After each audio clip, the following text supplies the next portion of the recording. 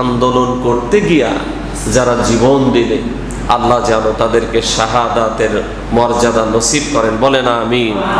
যেই মা তার সন্তানকে হারিয়েছে, যেই ভাই বোন তার ভাইকে হারিয়েছে, বোনকে হারিয়েছে, দেখেন আমার কষ্ট লাগছে, আমার চোখের পানি একটা বিষয় পড়তে গিয়ে আমি ধরে রাখতে পারি নাই, হয়তো বিষয়টা আপনাদের নজরে এসেছে।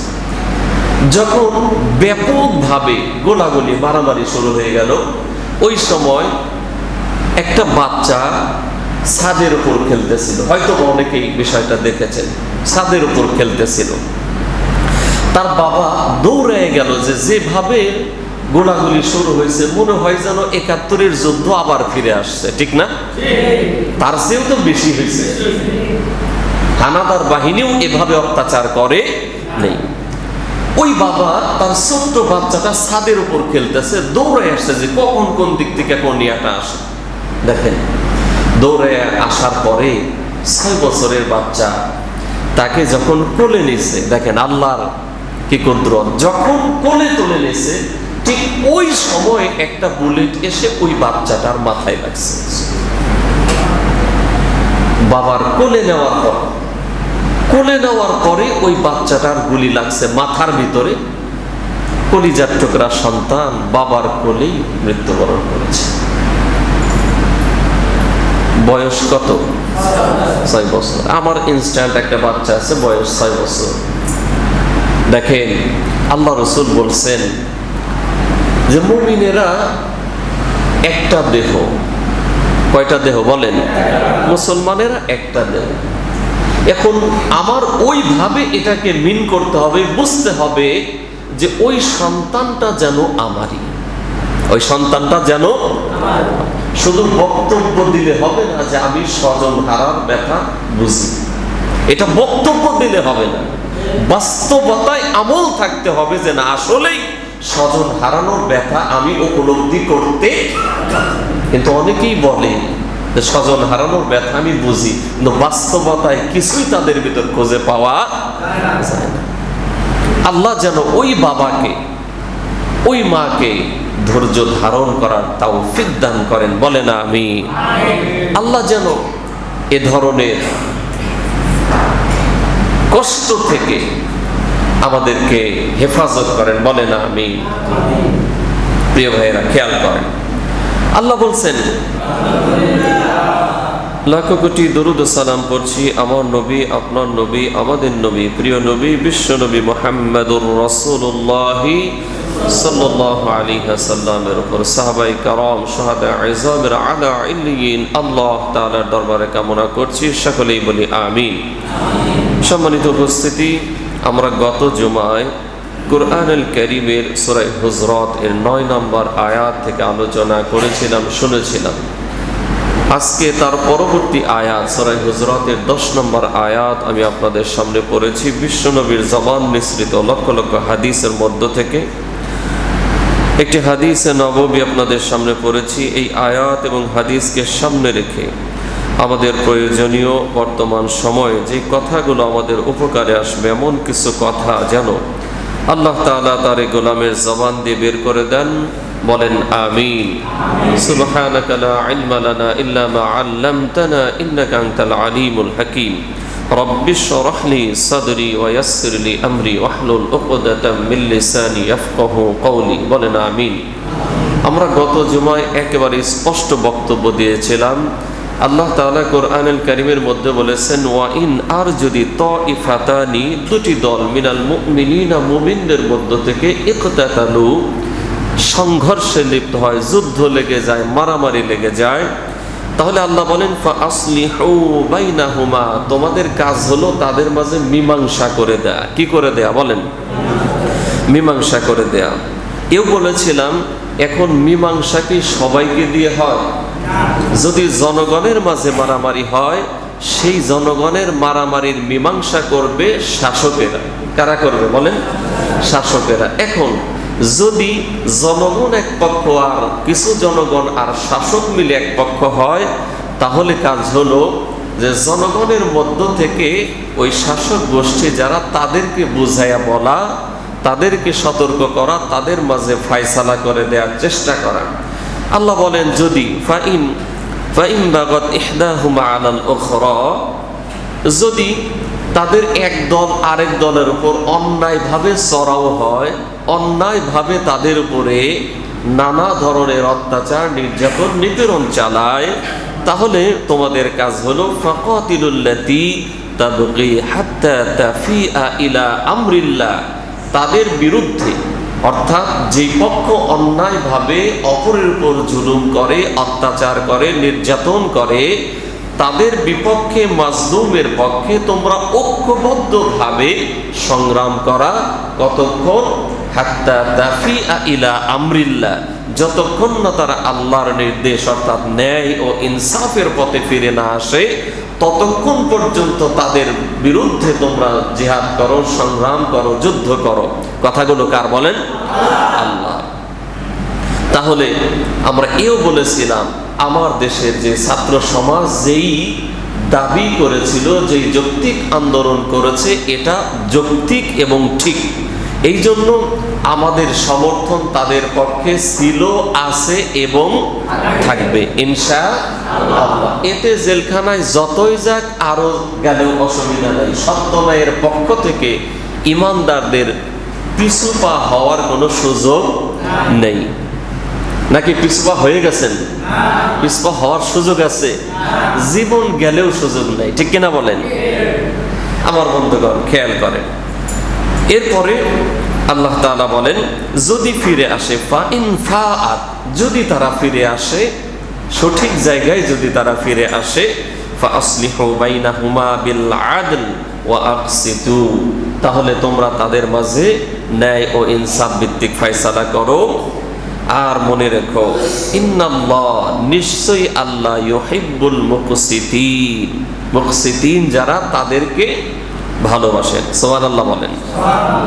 এর পরের আয়াত আল্লাহ বলেন ইন্নামাল মুমিনুনা ইখওয়াতুন, নিশ্চয়ই মুমিনেরা ভাই ভাই। সুবহানাল্লাহ। মুমিনেরা কি বলেন? খুব মনোযোগ দিয়ে কথা শুনতে হবে। একেবারে গুরুত্বপূর্ণ কিছু মেসেজ দেওয়ার চেষ্টা করব ইনশাআল্লাহ। যে কথাগুলো আশা করি বর্তমান সময়ে যদি আমরা আমল করতে পারি, আমাদের এটা উপকারে আসবে ইনশাআল্লাহ। আল্লাহ তাআলা যেন তৌফিক দান করেন, বলেন আমিন। তবে সেই সাথে আমরা শুরুতেই স্মরণ করতে চাই, এই যৌক্তিক এবং সঠিক আন্দোলন করতে গিয়া যারা জীবন দিলে, আল্লাহ যেন তাদেরকে শাহাদাতের মর্যাদা নসিব করেন, বলেন আমিন। যেই মা তার সন্তানকে হারিয়েছে, যেই ভাই বোন তার ভাইকে হারিয়েছে, বোনকে হারিয়েছে, দেখেন আমার কষ্ট লাগছে, আমার চোখের পানি। একটা বিষয় পড়তে গিয়ে আমি ধরে রাখতে পারি নাই, হয়তো বিষয়টা আপনাদের নজরে এসেছে।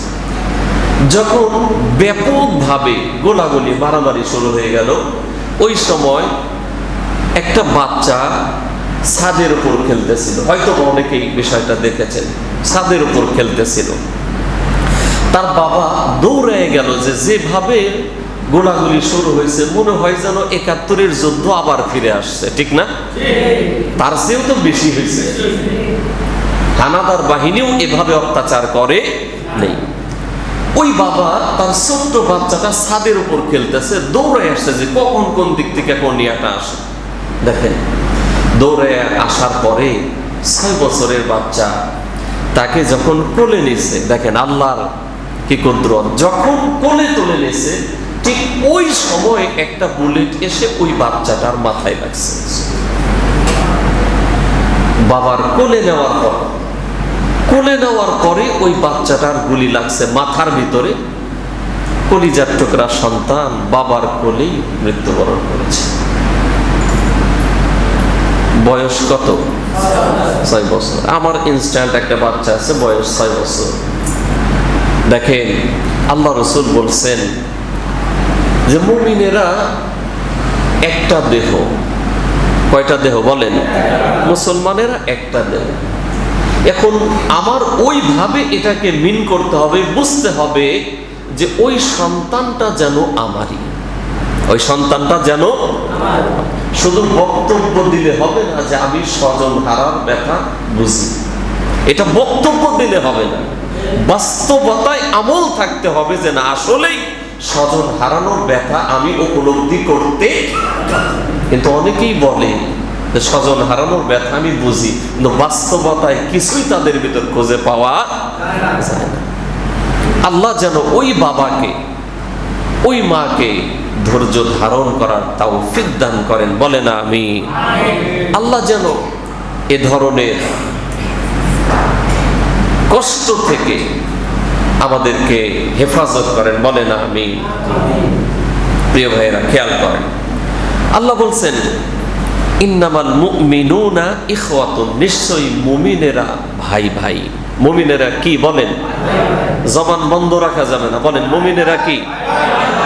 মুমিনেরা কথা কা দেখেন, খুব ভালো করে বুঝতে হবে। যদি মনোযোগ থাকে কিছু মেসেজ আপনাদের ভিতরে যাবে ইনশাআল্লাহ। এই পৃথিবীতে মানুষের যত সম্পর্ক আছে, বিশেষ করে ভ্রাতৃত্বের বন্ধন 3 ভাবে তৈরি হয়। কয় ভাবে বলেন? 3 ভাবে। কয় ভাবে বলেন? 3 ভাবে। এর ভিতরে একটা দিক হলো মানবতার দিক থেকে ভ্রাতৃত্ব। কিসের দিক থেকে বলেন? মানবতার দিক থেকে। এটাকে বোঝার জন্য আরো সহজ করে বুঝতে হবে, এই পৃথিবীর আদি মানুষ নাম কি?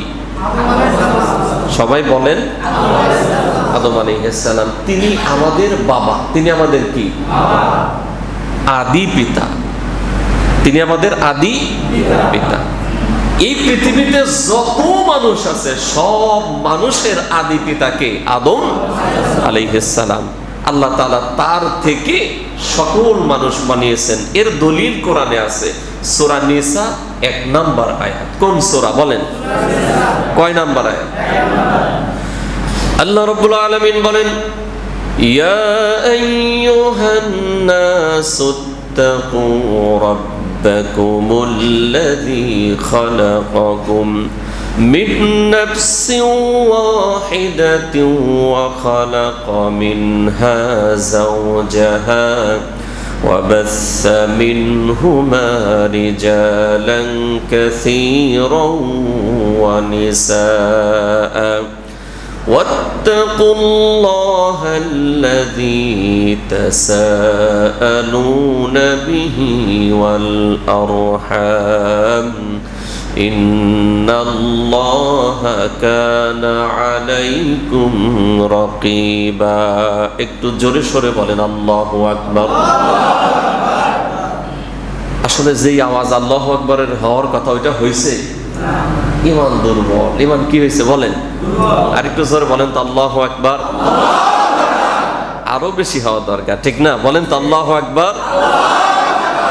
মুসলমানের আল্লাহু আকবার শুনলেই মুনাফিক বেঈমান ওদের কলিজায় কম্পন সৃষ্টি হবে, ঠিক কিনা বলেন? আরেকবার বলেন আল্লাহু আকবার। আল্লাহ রাব্বুল আলামিন সূরা নিসার 1 নম্বর আয়াতের মধ্যে বলেন, ইয়া আইয়ুহান নাস, মানুষ, মানব সম্প্রদায়, ইত্তাকু রাব্বাকুম, তোমরা তোমাদের রবকে ভয় করো। আল্লাযী খালাকাকুম, যিনি তোমাদেরকে সৃষ্টি করেছেন। মিন নাফসিন ওয়াহিদা, একজন মানুষ থেকে। কয়জন মানুষ? ওয়া খালাকা মিনহা যাওজাহা, আর তার থেকেই তার স্ত্রীকে সৃষ্টি করেছেন। ওয়া বাসা মিনহুমা রিজালান কাসীরা ওয়া নিসাআ, এবং তাদের উভয় থেকে অসংখ্য নারী এবং পুরুষ আল্লাহ ছড়িয়ে দিয়েছেন। বলেন সুবহানাল্লাহ। তাহলে আমাদের আদি পিতা আদম আলাইহিস সালাম, তার থেকেই সকল মানুষ আসছে।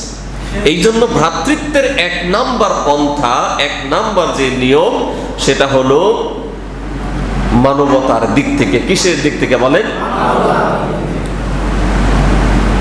মানবতার দিক থেকে। এই হিসেবে এই দুনিয়াতে যত মানুষ আছে, যে ধর্মেরই হোক না কেন, সে আমার ভাই, সে আমার কি বলেন? এই দিক থেকে একজন হিন্দু, সে আমার, কথা কয় না বলেন, একজন হিন্দু আমার, একজন খ্রিস্টান আমার, যেই ধর্মেরই হোক না কেন, বৌদ্ধ হলেও আমার ভাই। এটা হলো 1 নাম্বার। আল উখুওয়া আল ইনসানিয়া, মানবতার দিক থেকে ভ্রাতৃত্ব।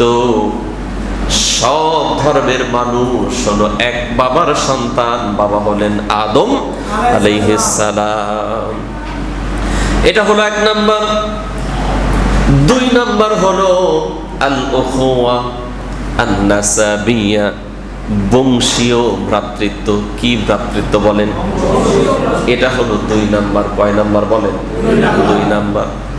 তাহলে 1 নাম্বার হলো মানবিক দিক থেকে ভ্রাতৃত্ব। 1 নাম্বার কি বলেন?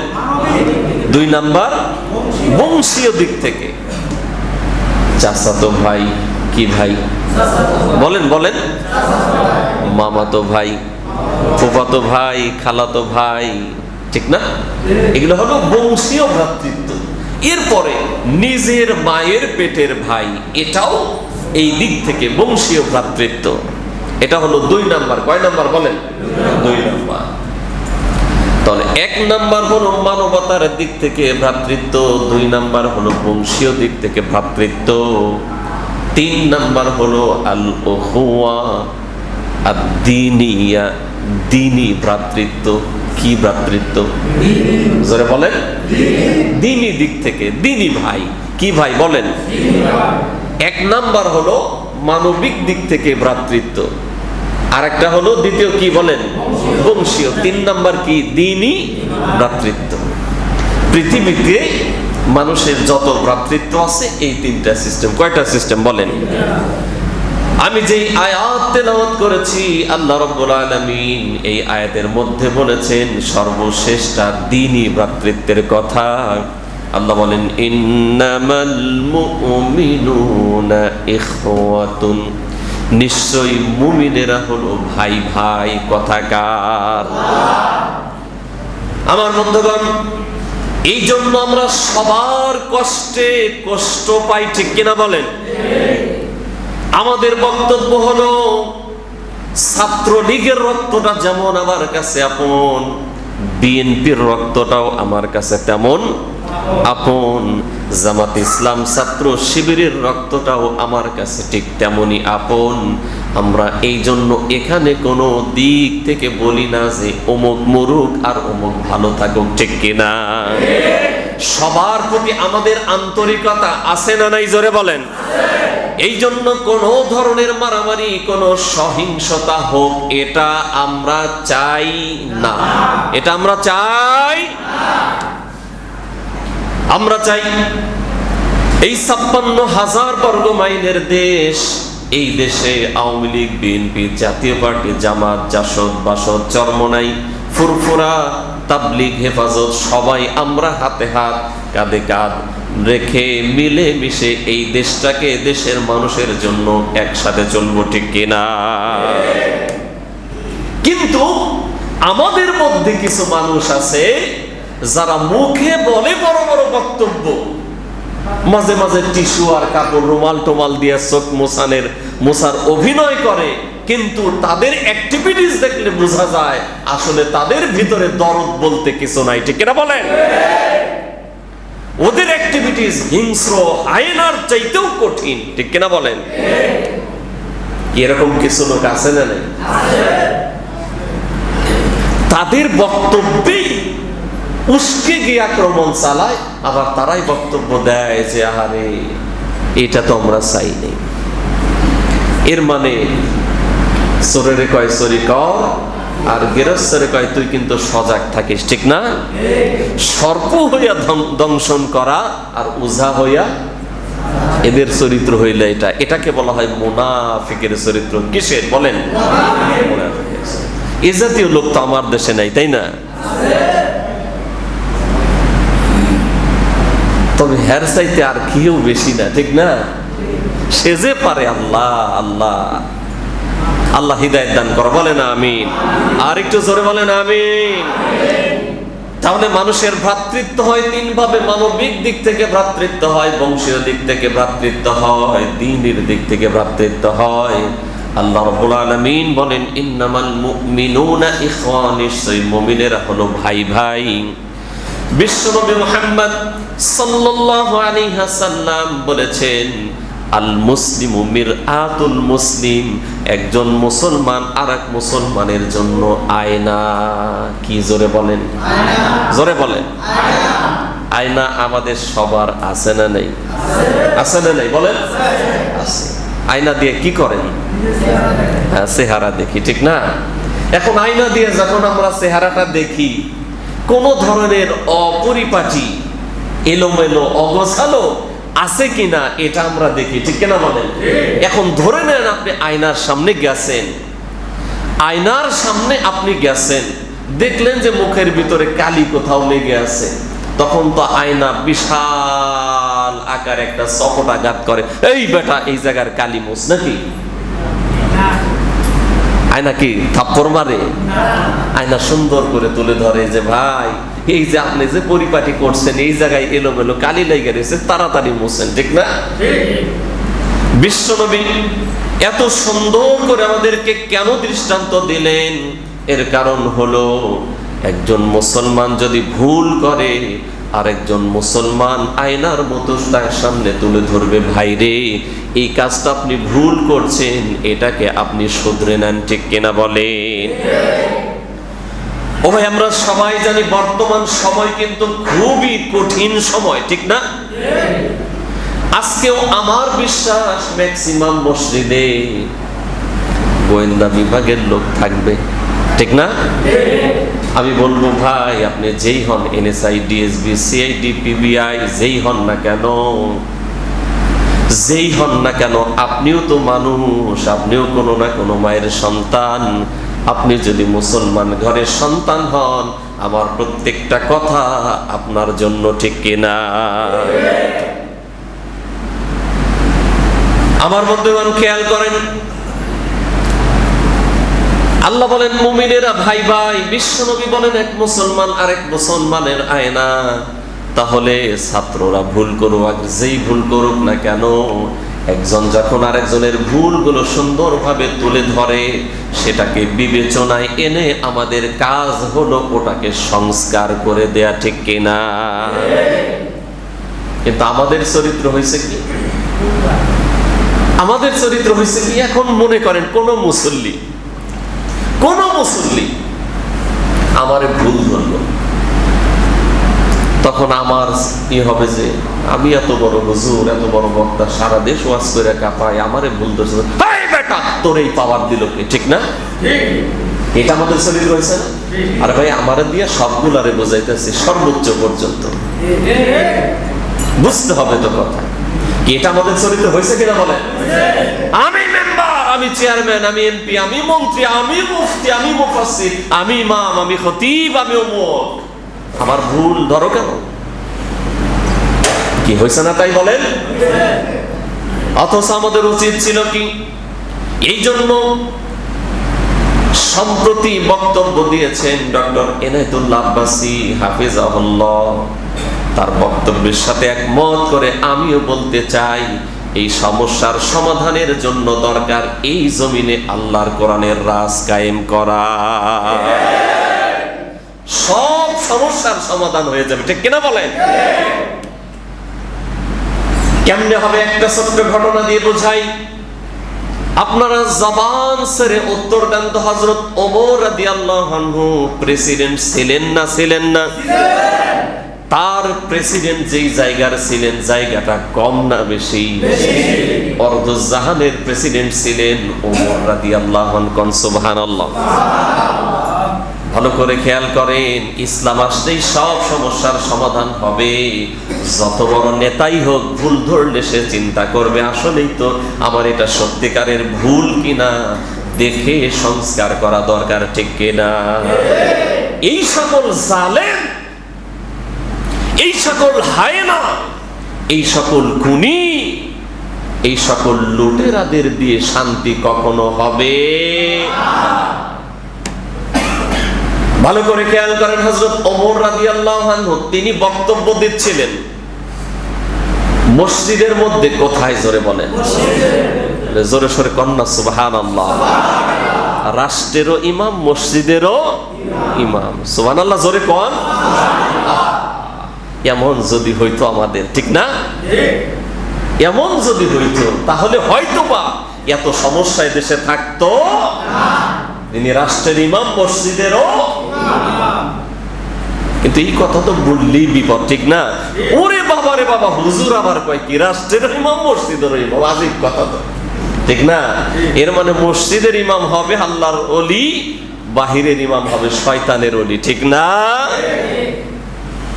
আমার বন্ধুগণ খেয়াল করেন, হযরত ওমর রাদিয়াল্লাহু আনহু তিনি মসজিদে খুতবা দিচ্ছিলেন। প্রিয় ভাই, ওই সময় আল্লাহ রসুলের মসজিদে কিন্তু পুরুষেরা যেমন মসজিদের জুমার নামাজ পড়তে যাইতো, নারীরাও যাইতো, ঠিক কিনা? নারীরাও মসজিদে জুমা পড়তে যাইতো না? যাইতো না? যাইতো। তবে তাদের জন্য সেপারেশন ছিল, সব গেট আলাদা, পর্দা আলাদা, তাদের বিষয়টা কি ছিল বলেন? আলাদা।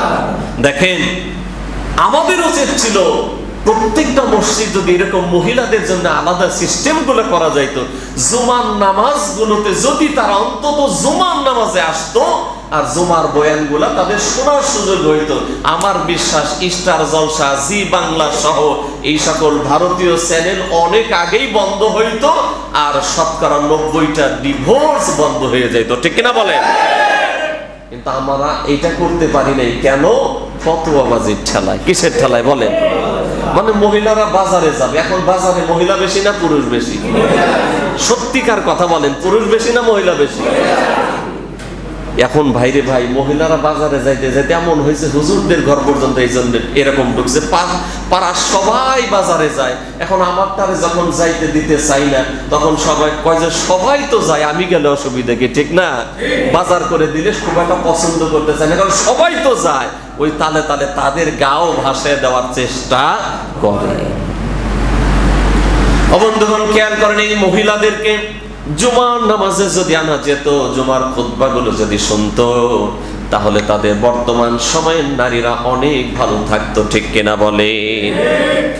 বিশ্বনবীর মসজিদে পুরুষেরা যেভাবে আসতো, মহিলারাও যেত। বিশ্বনবীর সাহাবীদের মসজিদে ওই রকম নারীরা যেত। হযরত ওমর রাদিয়াল্লাহু আনহু তিনি মসজিদের খুতবা দিচ্ছিলেন, জুমার খুতবা দিচ্ছিলেন। এমন সময় তিনি খুতবা দিতে গিয়ে বললেন, বিবাহের ক্ষেত্রে নারীদের একটা মোহরের অংশ আমি ফিক্সড করে দেব। অর্থাৎ বিয়ের ক্ষেত্রে নারীদের মোহর, এটা আমি নির্দিষ্ট করে দেব। একটু গভীরভাবে খেয়াল করেন, নারীদের ভিতর থেকে একজন আওয়াজ দিল, আমিরুল মুমিনিন, আমার এই বিষয়ে বক্তব্য আছে। তখন হযরত ওমর রাদিয়াল্লাহু আনহু খুতবা বন্ধ করলেন, বললেন, বোন রে, আপনার বক্তব্য দেন। ওই বোন বললেন, আল্লাহ এই বিষয়ে ফায়সালা করে দিয়েছেন, সুতরাং আল্লাহর ফায়সালার বাহিরে গিয়া আপনার কোনো ফায়সালা দেওয়ার অধিকার নাই। বলেন আল্লাহু আকবার। আল্লাহ কোরআনে নারীদের মোহরের ব্যাপারে কথা বলেছেন, এই ব্যাপারে আপনার নির্দিষ্ট করে কোনো বিধান দেওয়ার, কোনো ফায়সালা দেওয়ার অথরিটি আপনার নাই। হযরত ওমর রাদিয়াল্লাহু আনহু বললেন, বোন রে, আমি ভুলেই গিয়েছিলাম বিষয়টা, যে আল্লাহ এই বিষয়ে স্পষ্ট ফায়সালা দিয়েছেন। আপনার বক্তব্য সত্য, আপনারটাই ঠিক, আর আমার বক্তব্য ভুল হয়েছে। এই মানুষের মাঝে আমার বক্তব্যের জন্য আমি ক্ষমা চাচ্ছি। কোন আল্লাহু আকবার। This is beauty of Islam. এটা ইসলামের সৌন্দর্য। এই জন্য ইসলাম বিদ্বেষী যারা, আলেম ওলামা বিদ্বেষী যারা, মানবতার দুশ্মন যারা, দেশ ও দশের দুশ্মন যারা, ওদেরকে দিয়ে কখনো জাতির কল্যাণ হবে না, ঠিক কিনা বলেন? এই জন্য ইসলাম লাগবে। কি লাগবে জোরে বলেন? এই জন্য সব বাদ দেন, এখন কাজ হলে দেশে ইসলাম প্রতিষ্ঠা করা। বলেন ইনশাআল্লাহ। ওই 2-4 জন 1400-1600 জেলে নিল, তাই বলে কি আমরা দিনের কাজ বাদ দেব নাকি? বলেন, দিনের কাজ বাদ দেওয়া যাবে? বাদ দেওয়া যাবে? যতই মামলা হামলা হোক, গ্রেফতার হোক না কেন, দিনের কাছ থেকে সরে যাওয়ার কোনো সুযোগ নাই। আমার বন্ধুগণ খেয়াল করেন, আল্লাহ রাব্বুল আলামিন বলেছেন, ইন্নামাল মুমিনুনা ইখওয়াতুন, মুমিনেরা হলো ভাই ভাই। যদি এই ভাই ভাইয়ের মাঝে কোনো বিভাজন সৃষ্টি হয়, মত পার্থক্য হয়, কোনো ধরনের সমস্যা তৈরি হয়, আল্লাহ বলেন ফাসলিহু বাইনা আখাওয়াইকুম, তাহলে তোমার ভাইদের মাঝে তোমরা সুন্দর। তবে এই যে ভ্রাতৃত্ব, এটা আমাদের আজকে নষ্ট হয়ে যাচ্ছে, ঠিক কিনা বলেন? ভ্রাতৃত্ব কি ঠিকঠাক আছে এখন?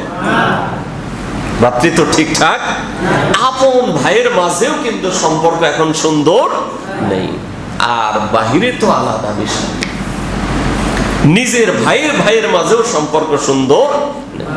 তো আমি অল্প সময়ে যদি আমাদের ভ্রাতৃত্ব কিভাবে সুন্দর হবে কয়েকটা কথা বলি, আপনারা কি শুনলে কষ্ট হবে নাকি? আমাদের ভ্রাতৃত্ব বৃদ্ধি হবে কিসে, সেই বিষয়ে কয়েকটা কথা বলি, আমার আলোচনা শেষ করব ইনশাআল্লাহ। বলেন ইনশাআল্লাহ। দেখেন, খুব ভালো করে খেয়াল করেন,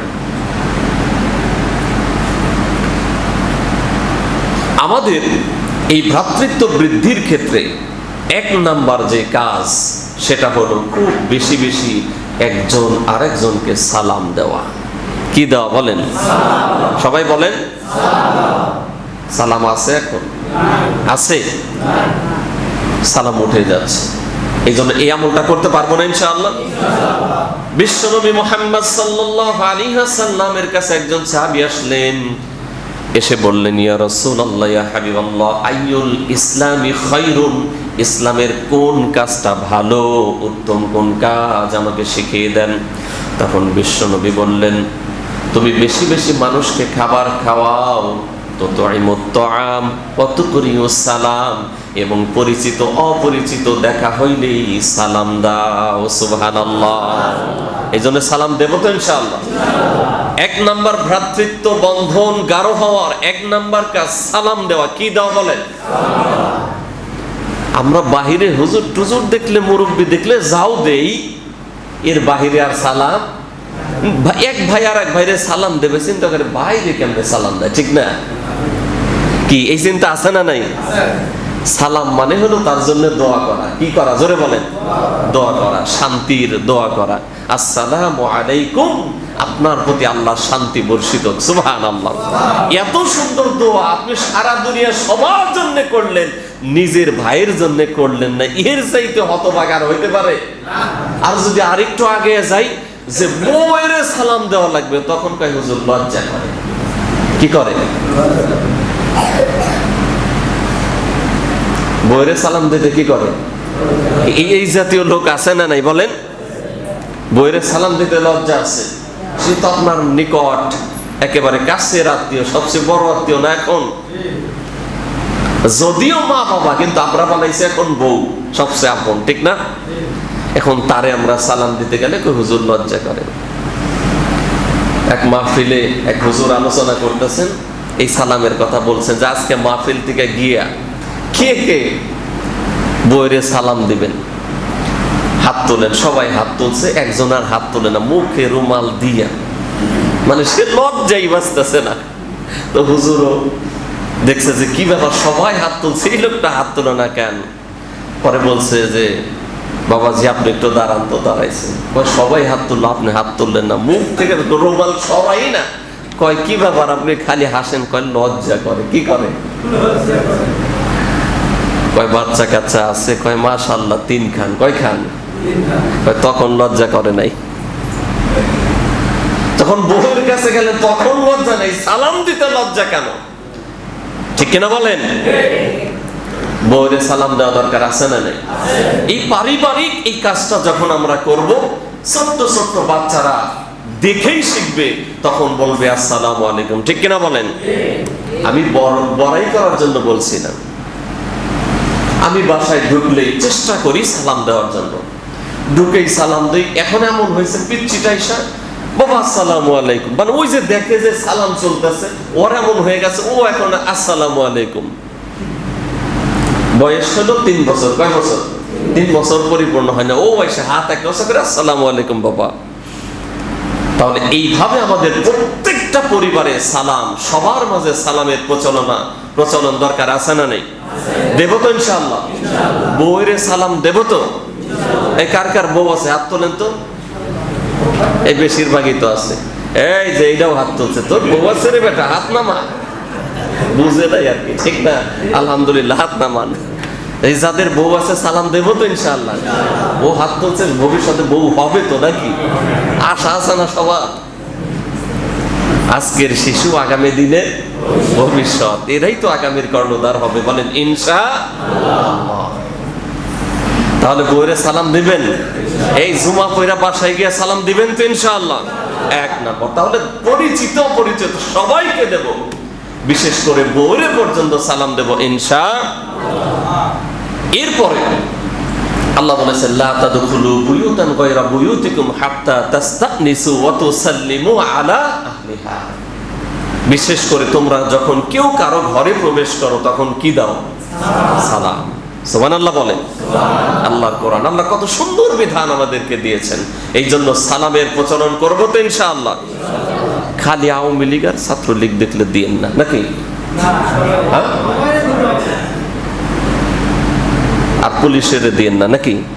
কারণ ও তো আমাদের এখন দুশমন হয়ে গেছে না ভাই। হ্যাঁ, গুরুত্বপূর্ণ একটা কথা, এই সালামের মাধ্যমে আত্মিক কোন দ্বন্দ্ব থাকলেও সেটা আল্লাহ মিলিয়ে দেন, বলেন সুবহানাল্লাহ। দেখেন, সাপোজ আমারে ধরতে আসছে পুলিশ, সাপোজ কথার কথা, এখন আসলে আমারে ধরতে আসছে, এগুলো কি আমি সালাম দেব না? কি বলেন, সালাম দেওয়া দরকার না? সালাম দিলে অন্তত বুঝবে যে না আসলেই পাক্কা মুসলমান, ঠিক কিনা বলেন? এই জন্য যেই কোনো অবস্থায় সালাম ইনশাআল্লাহ।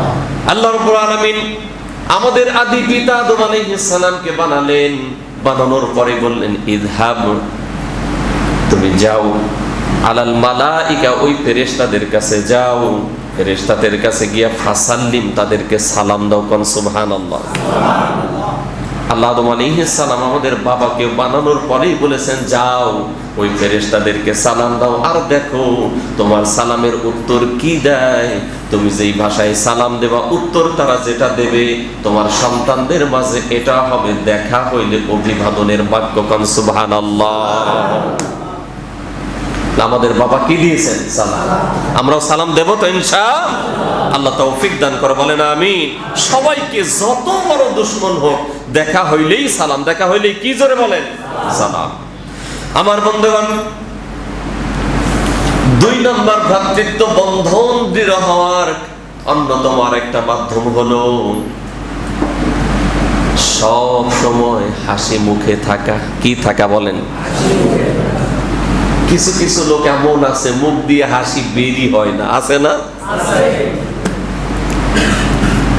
হাসি 3 প্রকার। কয় প্রকার বলেন?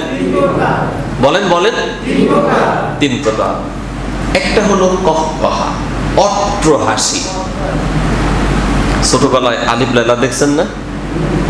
হ্যাঁ, আলিফ লায়লার দত্ত ছিল না? দত্ত শয়তান টয়তান ছিল না? ওরে ভাই, হাইটা গেলেও তো আওয়াজ পাওয়া যেত, তাই না? বিকট আওয়াজ দিয়ে হা হা হা করে তারা হাসতো। এটাকে বলা হয় অট্র হাসি। কি হাসি বলেন? অট্র হাসি। এই হাসি জায়েজ, বিকট আওয়াজের এই অট্র হাসি জায়েজ।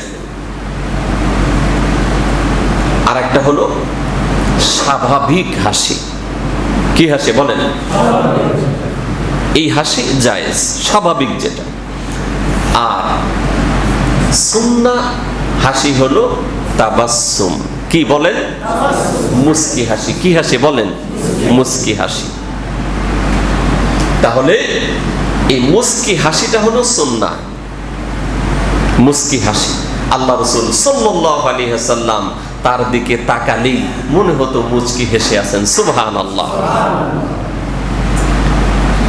আমাদের দেশের একজন আল্লাহর ওলি ছিলেন, যাকে কোরআনের পাখি বলা হয়, বিশ্ব নন্দিত মুফাসসির আল্লামা রাহিমাহুল্লাহ। আল্লাহ তাআলা তাকে জান্নাতের সুউচ্চ মাকাম দান করে, বলেন আমিন। তিনি যখন দুনিয়ার সফর শেষ করে চলে গেলেন, ওই লাশটার দিকে তাকালেও মনে হয় যেন মুচকি হেসে আছেন, ঠিক না? এটা জান্নাতীদের নমুনা, কোন সুবহানাল্লাহ। এটা মুচকি হাসি। এই জন্য আমরা সব সময় আমাদের মুখটাকে গোমরা করে রাখবো না মুচকি হাসি দিয়ে রাখবো? রাখবো তো ইনশাআল্লাহ। অন্যের সাথে যখন কথা বলবো তখন মুচকি হাসি দিয়ে আমরা কথা বলবো ইনশাআল্লাহ। আল্লাহ তাআলা তৌফিক দান করে, বলেন আমিন। এরপরে তাহলে সম্পর্ক দৃঢ় করা দুইটা পন্থা। এক নাম্বার হলো সালাম দেওয়া, দেখা হইলে কি দেওয়া বলেন। দুই নাম্বার কি হাসি মুখ, কি বলেন হাসি মুখ। তিন নাম্বার আমাদের কাছে কেউ আসলেই, সে যেই হোক না কেন, কেউ আসলেই তাকে ওয়েলকাম, আহলান সাহলান মারহাবান মুবারাকান, অর্থাৎ অভিবাদন জানানো। এটা কয় নাম্বার? এদের সম্পর্ক কি হয়? দৃঢ় হয়। যেই হোক না কেন সে আসলেই আমরা কি করব? তাকে ওয়েলকাম জানাবো। আল্লাহ রাসূল সাল্লাল্লাহু আলাইহি ওয়াসাল্লাম তিনি নিজে সকলকে অভিবাদন জানাতেন। এমনকি আল্লাহ রাসূল সাল্লাল্লাহু আলাইহি ওয়াসাল্লামের বাড়িতে একবার বিশ্বনবীর মেয়ে ফাতেমা রাদিয়াল্লাহু আনহা তিনি আসছেন। নবীজি আহলান সাহলান মারহাবান মুবারাকান, তাকে আহলান সাহলান জানিয়েছেন। সুবহানাল্লাহ বলেন। এর থেকে বোঝা যায় যে আমাদের সন্তানদেরকেও আমরা অভিবাদন জানাবো ইনশাআল্লাহ। আমরা 2 দিনের জন্য কোথাও আসি, সেখানে গেছে আপনার স্ত্রীও হতে পারে, সন্তান হতে পারে, দেখা হইলেই তাদেরকে কি জানাবো বলেন? অভিবাদন জানাবো। আমাদের মা বোনেরা যারা আওয়াজ শুনছে, মাইকের কথা শুনছে, তারাও এই আমলটা করব। আমাদের কাছে যে কেউ আসলে তাকে কি জানাবো বলেন? অভিবাদন জানাবো। তাহলে এই অভিবাদন আমরা যখন কাউকে ওয়েলকাম জানাবো তখন তার মনটা খুশি হবে। কি হবে বলেন? খুশি হবে, তার প্রতি আন্তরিকতা বাড়বে। তাহলে গেল কয়টা বলেন? 3টা। এক নম্বরে কি বলেন? আরে ওয়াজ যদি মসজিদে রেখা যান তাহলে লাভ হবে নাকি? 1 নম্বরে কি বলেন? 2 নম্বরে হাসি, 3 নম্বরে কি ওয়েলকাম, 3 নম্বর কি বলেন? তাহলে 1 নম্বরে 2 3 ওয়েলকাম। আবার একসাথে বলা যাবে। 1 নম্বরে কি 2 3 বলেন ইনশাআল্লাহ। আল্লাহ যেন আমল করার তৌফিক দান করেন, বলেন আমিন। আর একটু জোরে বলেন আমিন। 4 নাম্বার, কারো ভিতরে কোনো গুণ ভালো কিছু দেখতে পেলেই তার প্রশংসা করা। সুবহানাল্লাহ। তাহলে অন্যের প্রশংসা, অন্যের কি বলেন? আমাদের কাছে আমরা কি করি রে ভাই? দুনিয়ার যত ভালো সব আমি, আর দুনিয়ার যত খারাপ সবাই, ঠিক না? কি ঠিক তাই কিনা হয়েছে বলেন? মানে ওনার সদস্যরা বাহিনীর সাথে হেলমেট দিয়ে অস্ত্র নিয়ে গুলি করে, তাও শোনা, ঠিক না? আর আমার মতের সাথে মিলে না, নামাজ পড়ে, রোজা রাখে, হজ করে, যাকাত দেয়, ভালো মানুষ, সমাজের সবাই তার প্রতি সন্তুষ্ট, আজান হইলেই নামাজে যায়, কারোর সাথে মিথ্যা কথা বলে না, জমির আইল ঠেলাঠেলি নাই, কারোটা মাইরা খায় না। আর ছাত্র যারা কোরআন পড়ে, হাদিস পড়ে, কলেজে ইউনিভার্সিটিতে পড়ে, তারপরে কোরআন হাদিস আল্লাহ আল্লাহ রসুলের আদর্শ বাস্তবায়নের চেষ্টা করে, এরপরেও এরাই হলো দেশদ্রোহী।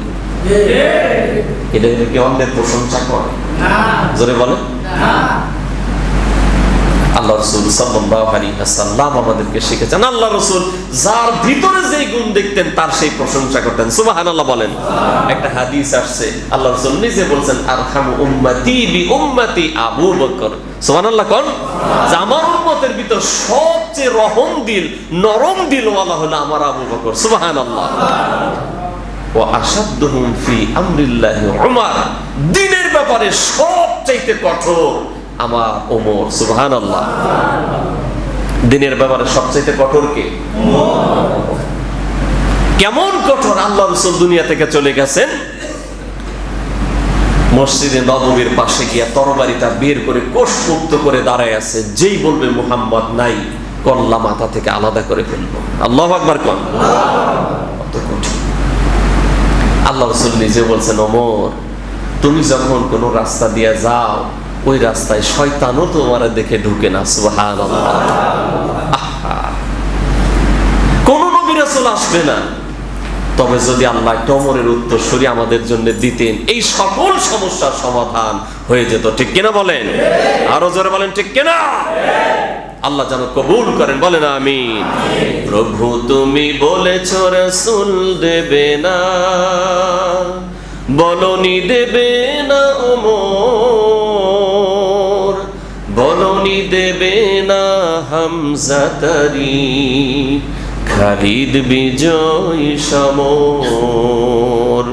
প্রভু তুমি বলেছ রাসূল দেবে না, বলেন প্রভু তুমি বলেছ রাসূল দেবে না, বলনি দেবে না ওমর, বলনি দেবে না হামজা তারি, খালিদ বিজয় সমর। আল্লাহ কবুল কর, বলেন আমিন। এটা হলো আল্লাহ রাসূল নিজে বলতেন। আবার ওমর, সে হলো দ্বীনের ব্যাপারে কঠিন। সুবহানাল্লাহ। ওসমান রাদিয়াল্লাহু আনহুকে নিয়ে বলেছেন, আমার ওসমান হলো আমার উম্মতের ভিতর সবচাইতে লজ্জাশীল। সুবহানাল্লাহ। এত লাজুক ছিলেন তিনি, এত লজ্জাশীল ছিলেন।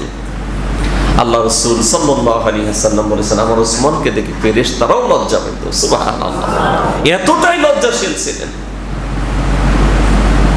এই জন্য আমাদের কাজ হলো, আমার কোন ভাইয়ের কোন গুণ দেখলে আমরা প্রশংসা করব ইনশাআল্লাহ। আরে ভাই, মানবিক দুর্বলতার অনেক অপরাধ আমাদের আছে, তবে আমরা একজন আরেকজনের সাথে যদি কাউকে নিয়ে আলোচনা করি, তার গুণের কথা বলবো, দোষের কথা বলবো না ইনশাআল্লাহ।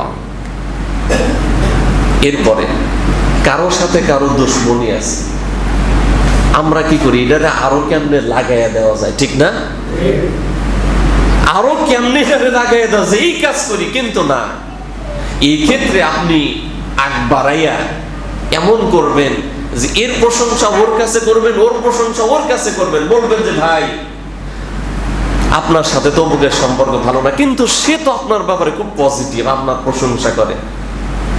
তখন তার ভিতরে তার যে বিরোধ আছে, সে কি করবে, তার মনের ভিতর থেকে এটা কেটে যাবে। আবার এর কাছে এসে বলবেন ভাই আপনার সাথে না তার বাজাবেন, অথচ সে তো দেখে আপনার বিষয়ে খুব পজিটিভ, আপনার বিষয়ে প্রশংসা করে। তাদের ভিতর থেকে এই দ্বন্দ্ব কেটে আন্তরিকতা তৈরি হবে, ঠিক কিনা বলেন? আমরা কি করি, খালি কেমনে সম্পর্ক নষ্ট হওয়া যায়, ঠিক না? এই জন্য 4 নাম্বার আত্মিক ভ্রাতৃত্ব বন্ধন বাড়ানোর 4 নাম্বার পদ্ধতি হলো অন্যের প্রশংসা। অন্যের কি জোরে বলেন? এটা কয় নাম্বার বলেন?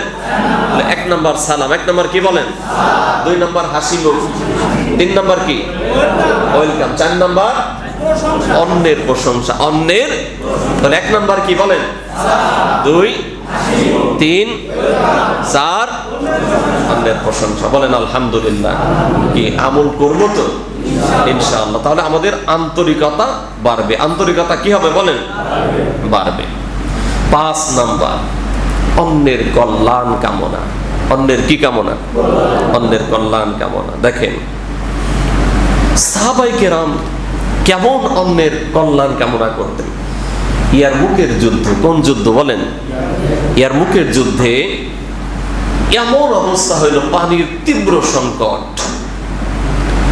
কয়েকজন সাহাবী একেবারে মুমূর্ষ অবস্থা, তৃষ্ণায় তাদের কলিজা ফেটে যাচ্ছে। তারা একজন আওয়াজ দিতে লাগলো, পানি, আমাকে একটু পানি দাও, আমাকে একটু বাঁচাও। আবার এরকম কয়েকজন কাতরাচ্ছে। তখন একজন দৌড়াই গিয়া এক মশক পানি নিয়ে আসছে। আনার পরে একজন পানি চাচ্ছে, তার কাছে গেছে। যাওয়ার পরে দেখে পাশ থেকে আরেকজন আওয়াজ দিচ্ছে, ভাই একটু পানি, আমাকে বাঁচাও। তখন ওই ব্যক্তি বলছে যে ভাই আমারে দেওয়া দরকার নাই, আমার পাশের ভাই মনে হয় বেশি তৃষ্ণার্ত, তারে দাও। আল্লাহু আকবার কোন না? দ্বিতীয় জনের কাছে গেছে। ওখানে যাওয়ার পরে আরেকজন আওয়াজ দিচ্ছে, কে আছো, আমার একটু পানি দাও। তখন বলছে যে ভাই আমার চাইতে মনে হয় আমার এই ভাই বেশি তৃষ্ণার্ত, তারে দাও। তখন ওই ভাইয়ের কাছে যাইতে যাইতেই দেখে শহীদ হয়ে গেছে। এবার দ্বিতীয় জনের কাছে আবার ওই পানি নিয়ে আসছে, এসে দেখে দ্বিতীয় জনও শহীদ। প্রথম জনের কাছে গেছে, গিয়া দেখে প্রথম জনও শহীদ। জীবনের শেষ মুহূর্তে এসেও তারা অন্যের কল্যাণকামী ছিলেন। প্রিয় ভাই, বিশ্বাস করেন এই একটা আমল যদি আমরা করতে পারি, এদেশ থেকে সকল মারামারি, হানাহানি, কাটাকাটি একদিনের ভিতর বন্ধ হবে। ঠিক কিনা বলেন? যদি আমরা অন্যের কল্যাণকামী হই, এই যে শত শত মিথ্যা মামলায় গ্রেপ্তার হচ্ছে, সকল মামলা হামলা সব বন্ধ হয়ে যাবে। ঠিক কিনা বলেন? এদেশে শান্তির সুবাতাস বইবে। এই জন্য আমাদেরকে একে অন্যের কল্যাণকামী হওয়া লাগবে। আমার দলের লোক না, আমার মতের লোক না, আমার ধর্মের লোক না, তাতে কি, আমরা সব সময় অন্যের কল্যাণকামী হব ইনশাআল্লাহ। এটা গেল 5 নাম্বার। কয় নাম্বার? জোরে বলেন। 5 নাম্বার। 6 নাম্বার, বিপদে সাহায্য করা। কি করা বলেন? বিপদে সাহায্য করা। বর্তমান সময়, এই যেই সময়, বিপদ চলছে না চলছে না? বিশেষ করে আপনারা জানেন, সবাই জানেন, ব্যাপক গ্রেফতার চলছে। এখন আপনি মনে করেন যে কারোর সাথে আপনার মনের কোনো গরমিল আছে, আপনি কি করলেন? আরো উস্কানি দিয়া বললেন যে আছে তো একটা অমুক, তাহলে বিপদের সাহায্য হইল না? হইল? বিপদে সাহায্য হইল না বিপদে ফেলানো হইল? যদি আসেও কেউ, বলবেন যে না ভাই আমাদের এলাকায় আলহামদুলিল্লাহ এরকম কেউ নাই। ঠিক কিনা বলেন? যদি কেউ ভিন্ন মতের থেকেও থাকে, তাকে সেভ করা, তাকে বিপদে সাহায্য করা, এটা আমাদের কাজ। তাহলে আন্তরিকতা আমাদের বাড়বে না কমবে? বাড়বে। এটা গেল 6 নাম্বার। কয় নাম্বার বলেন? 6 নাম্বার। 7 নাম্বার, অসুস্থ ব্যক্তিকে দেখতে যাওয়া।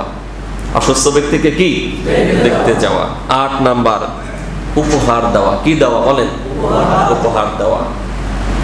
একজন আরেকজনকে, আরো সামান্য একটা কলম হোক, আপনার যেই অ্যাবিলিটি আছে, একজন আরেকজনকে উপহার দিবেন। বর্তমান সময় তো অর্থনৈতিক অবস্থা খারাপ, অনেক বড় কিছু দেওয়া দরকার নেই, ছোট হোক, একজন আরেকজনকে এই উপহার দিবেন। এই দিলে একটা কলমও যদি দেন, তখন আর এই ভাই, আমার এই ভাইটা তো কলমটা দিচ্ছিল, ঠিক না? এইভাবে একজন আরেকজনকে কি দেওয়া? উপহার। আন্তরিকতা বাড়বে ইনশাআল্লাহ। এটা কয় নাম্বার গেল বলেন? 8 নাম্বার। 9 নাম্বার, আপ্যায়ন করা, মানুষকে খাওয়ানো। মানুষকে কি করা? খাওয়ানো। আগে তো আলহামদুলিল্লাহ এই কথা বললে আবার কইবেন যে হুজুরের পক্ষের কথা বললো। আমার পক্ষের দিকে বলছি না। একটা সময় ছিল, এটা বিশ্বাস করেন, একটা সময় ছিল গাছের কাঁঠাল পাকলে হুজুর ছাড়া খাওয়া যাবে না। কি ছিল কি না বলেন? আর এই কথাটাও ঠিক করে বলেন না। আমি বলতেছি না যে কাঁঠাল পাকলে আমারে খাওয়ান, এটা বলতেছি না, কিন্তু এটা ছিল কিনা বলেন? ধান কাটলে প্রথম হুজুরের মুখে না দিলে খাওয়া যাবে না, ছিল কিনা? আম পাকলে প্রথম টাকা হুজুরের। আলহামদুলিল্লাহ, বরকত ছিল। বরকত ছিল কিনা বলেন? এত পোকা আমের ভিতর ছিল? হ্যাঁ, এত কাঁঠালের সমস্যা ছিল? বরকত ছিল কিনা বলেন? আল্লাহর রহমত, বরকত ছিল। এখন ওরে বাবা রে বাবা, কিসের কি আমাদের খাওয়ানোর সময় নাই, ঠিক না? আল্লাহ যেন আমাদেরকে একে অপরকে আপ্যায়ন করার, খাওয়ানোর তৌফিক দান করেন। বলেন আমিন। আর একটু জোরে বলেন আমিন। যে সকল মহল্লায় হুজুরদের খাওয়া আছে, খাওয়াবেন তো নাকি? খালি হুজুরই খাওয়াবেন না, সবাইই খাওয়াবেন। সুবিধা বুঝে, অ্যাবিলিটি অনুযায়ী বেশি বেশি মানুষকে খাবার খাওয়ানো, তাহলে আন্তরিকতা বাড়ে। কি বাড়ে বলেন? আন্তরিকতা বাড়ে। এই আমল আমরা করবো, আল্লাহ তৌফিক দান করে। বলেন আমিন। এরপরে 10 নাম্বার, সেটেলমেন্ট। একজন আরেকজনকে মিলিয়ে দেওয়া। কি দেওয়া? বিভাজন তৈরি না করে একজন আরেকজনের মাঝে কি করা? মিলিয়ে দেওয়া। এই কাজগুলো যখন আমরা করব, তখন আমাদের আন্তরিকতা আরো বাড়বে। এই যে কথাগুলো বললাম, এই আমল যদি আমরা সবাই করি, একেবারে রাষ্ট্রীয় সর্বোচ্চ জায়গা থেকে, আমার দেশের police, army, NSI, CID, DSB, সব সাধারণ জনগণ সবাই মিলে যদি এই আমলগুলা করি, এ দেশে কি অশান্তি থাকবে? বলেন, অশান্তি থাকবে? আল্লাহ যেন আমাদেরকে আমল করার তৌফিক দান করেন। বলেন আমিন। আরেকটু জোরে বলেন আমিন। তাহলে মুসলমানেরা, মূল কথা, মুসলমানেরা ভাই ভাই। মুসলমানেরা কি বলেন? মুমিনেরা ভাই ভাই। এই ভ্রাতৃত্বের 3টা মাধ্যম। একটা হলো মানবিক দিক থেকে, আর একটা বংশীয় দিক থেকে, আর একটা হলো ইমানি দিক থেকে। তবে দ্বীনি ভ্রাতৃত্ব, এটা সবচাইতে গুরুত্বপূর্ণ। এটা সবচাইতে কি বলেন? গুরুত্বপূর্ণ। আর এই ভ্রাতৃত্ব বাড়ানোর জন্যে আমাদের যে কাজগুলো বললাম, আল্লাহ তাআলা যেন সকলকে আমল করার তৌফিক দান করেন, বলেন আমিন। কারণ আমরা চাই না এদেশে কোনো রক্তপাত হোক, ঠিক কিনা বলেন? কোন মায়ের বুক খালি হোক, এটা আমরা চাই না। চিন্তা করেন, এই যে পরে 6-এ 7-এ পরে এমন মায়ের এমন সন্তানও এই বিপর্যয়ের ভিতরে মারা গেছে না, যায় নাই? আল্লাহ যেন তাদেরকে শাহাদাতের উঁচু মাকাম দান করেন, বলেন আমিন। আল্লাহ যেন এই সন্ত্রস্ত পরিবারের সকল সদস্যদেরকে ধৈর্য ধারণ করার তৌফিক দান করেন, বলেন আমিন। এবং অসংখ্য মানুষ হাসপাতালে আছে অসুস্থ, আপনারা জানেন, তৈরিবার পত্রিকায় দেখেছেন অসংখ্য মানুষের চোখ নষ্ট হয়ে গেছে। গতকালকেও দেখেছি 247 জন চোখের ট্রিটমেন্ট করাচ্ছে, এর ভিতরে 80+ দেখলাম এদের চোখ একেবারে বাদ হয়ে গেছে এই মারামারির ভিতরে। আল্লাহ যেন তাদেরকে হেফাজত করেন, বলেন আমিন। কারণ আমরা ওই কথাটা আবারও বলছি, আমার কাছে, আমাদের কাছে ছাত্র শিবিরের রক্তটাও যেরকম প্রিয়, আমরা মনে করি ছাত্রলীগের রক্তটাও ওরকম প্রিয়, ঠিক কিনা বলেন? এই জন্য আমরা চাই না কোনো সংঘাত, কোনো মারামারি, কোনো হানাহানি, কাটাকাটি, বিদ্বেষ এই দেশে হোক। আমরা চাই সবাই মিলে দেশের জন্য, দেশের মানুষের জন্য, ইসলামের জন্য যেন কাজ করতে পারি। আল্লাহ তৌফিক দান করে, বলেন আমিন। হাদা মা ইনদি ওয়াল ইলমু ইনদাল্লাহ।